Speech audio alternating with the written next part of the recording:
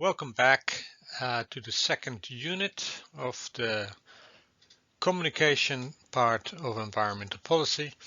In this section, I will talk briefly about the history of environmental communication, and that history starts basically already more than a century ago. In the late 19th century, we already see in some countries a rising concern about the decline of nature.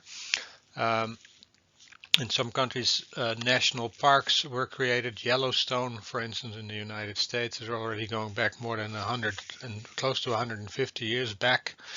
But also in other countries, such as the Netherlands, we see around the turn of the 19th or the 20th century, in around 1906, that people from what you might consider the upper class aristocrats in some ways were worried about the decline of nature, and in Holland the Naardermeer near Amsterdam, a pristine lake and wetland area was going to be used by the city of Amsterdam as a landfill, which led to a protest, and it also led to the formation and the foundation of Natuurmonumenten, an NGO to protect nature. And we see also the first efforts to increase awareness among citizens about the importance of nature, the importance of the web of life, about understanding and appreciating the different species around us. A particular example of that at that time, which is one of the first campaigns, you could say, is the Verkade albums. Verkade, a big cookie company still today. They agreed with nature conservationists like Heijmans and Thijssen, to pioneers in nature conservation, to develop a kind of a collection game where if you would buy biscuits in these tin cans at the time, then you would also buy with that a package containing pictures of different landscapes, of different aquatic life forms, of different bird species, and for each of these categories of nature, they would have a book which you could then use to collect these pictures. And this is one of the first major public awareness campaigns around nature conservation, which became very popular.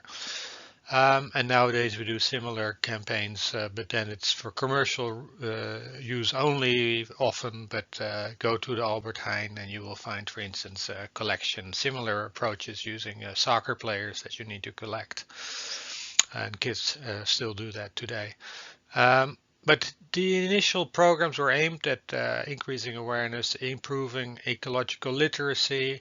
You also saw visitor centers and national parks.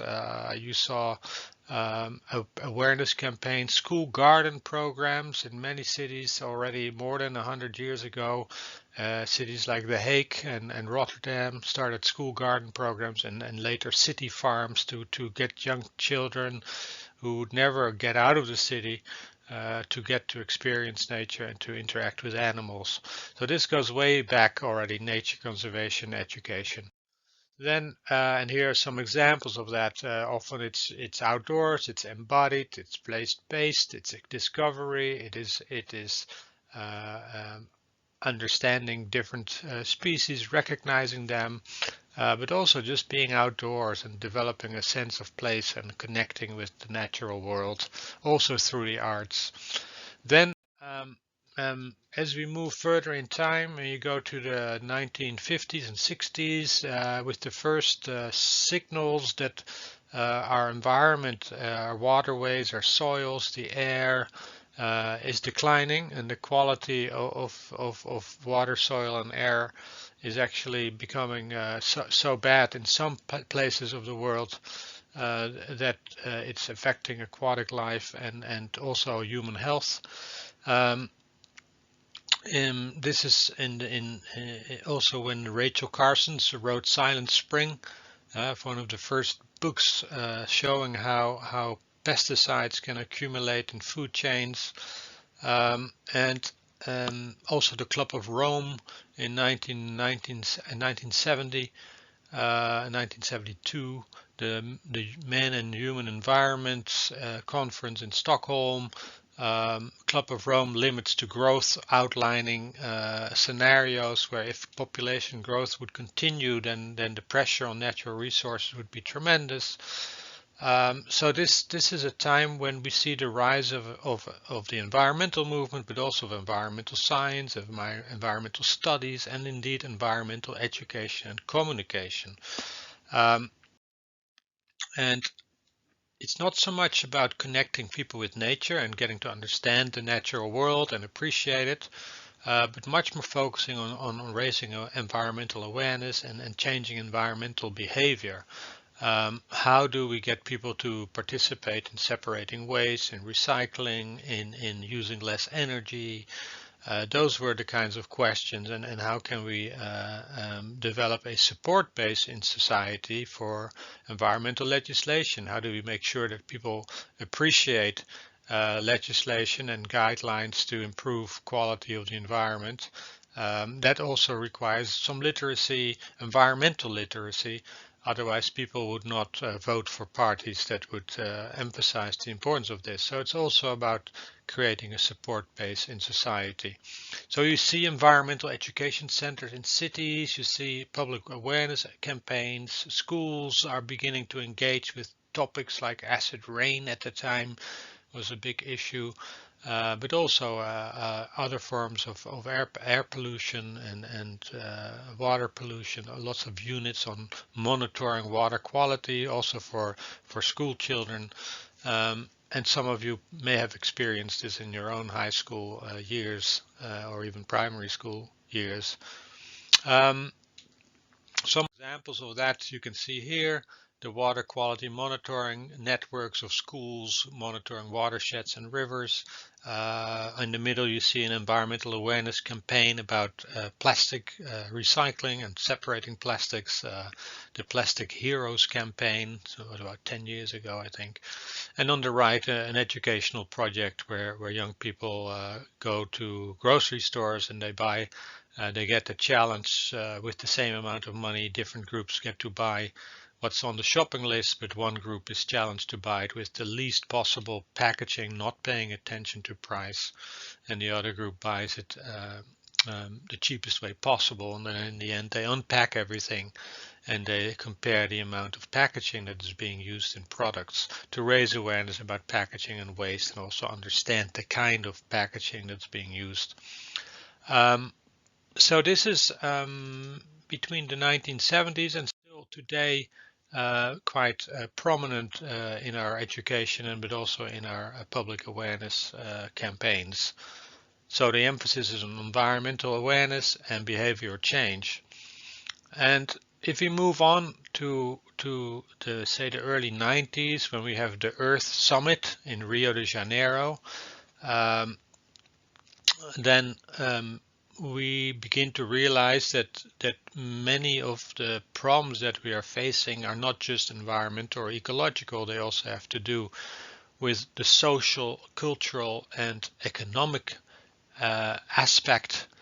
It has to do with inequity, inequality, distribution of wealth. But another realization is that it's a very systemic, systems-related problem that the magnitude of which is so enormous, the scale of which is so enormous that it's not easily contained in a watershed, a river, or in a local community. It is affecting global systems. The planetary boundaries mentioned in the last unit are being exceeded. And here's an example of the plastic islands, the plastic soups, the gyres that are forming in the oceans where plastics concentrate, as an example of that. But of course, climate change is another example. It's not just about environment and ecology, it's also about the social impact and social relations and the economy, the way the economy works.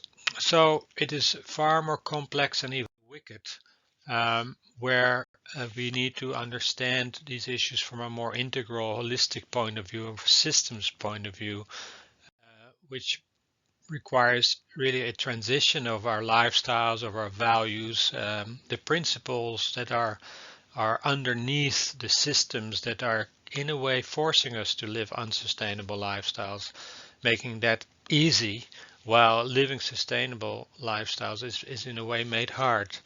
So we need to think more systemically, more holistically, and we need to think about transitioning towards an alternative way of living where we can live, to use Kate Raworth's words again, live within the donut, having a healthy, solid social foundation while remaining within ecological boundaries. So we see that we get now new forms of learning, social learning, more participatory approaches, a multi-stakeholder dialogue, where different groups that have different ideas and perspectives need to kind of understand each other's way of viewing the world, need to have the capacity to put their minds in the minds of others, need to develop empathy, and need to be able to trust and listen to each other, but also need to co-create and co-design alternative forms of living in cities, connecting with the rural, bearing in mind not just the local but also the global. So now we enter the era of sustainability and sustainable development.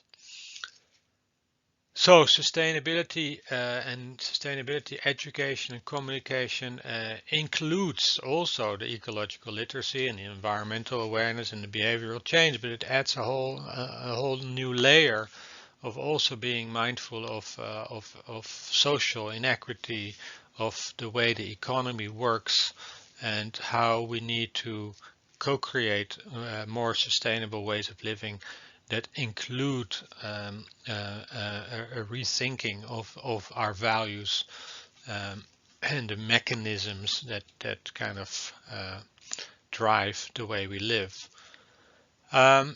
So the intended impact, you might say, is a more holistic or more integrated approach of dealing with issues around water, food, energy, poverty, and biodiversity in governance, in education, and in business. And these examples include multi-stakeholder platforms focusing on sustainable development and the SDGs, whole school approaches to sustainability, but also in the corporate world, corporate social responsibility. And here's some more examples of that. So, to wrap this brief history, to wrap it up briefly, education and communication has been used for a long time in influencing people's knowledge and understanding and their awareness and values and competencies to allow for a more sustainable way of living. It started with nature conservation education already a long time ago. It went on in the 1960s, 70s with environmental education, environmental communication, looking to change environmental behaviors, specifically targeting energy, water, waste, and then moving to where we are today to sustainability communication and education and SDG 4 quality and 17 quality education, developing partnerships, multi-stakeholder approaches, where it's more than just behavior, it's really changing lifestyles and changing communities in rethinking the values that they live by and connecting action to social change and socio-ecological restoration, regeneration. And we see a lot of transition movements at the moment where communities are trying to become more independent, self-determined, autonomous in how they generate energy, how they have more localized food systems.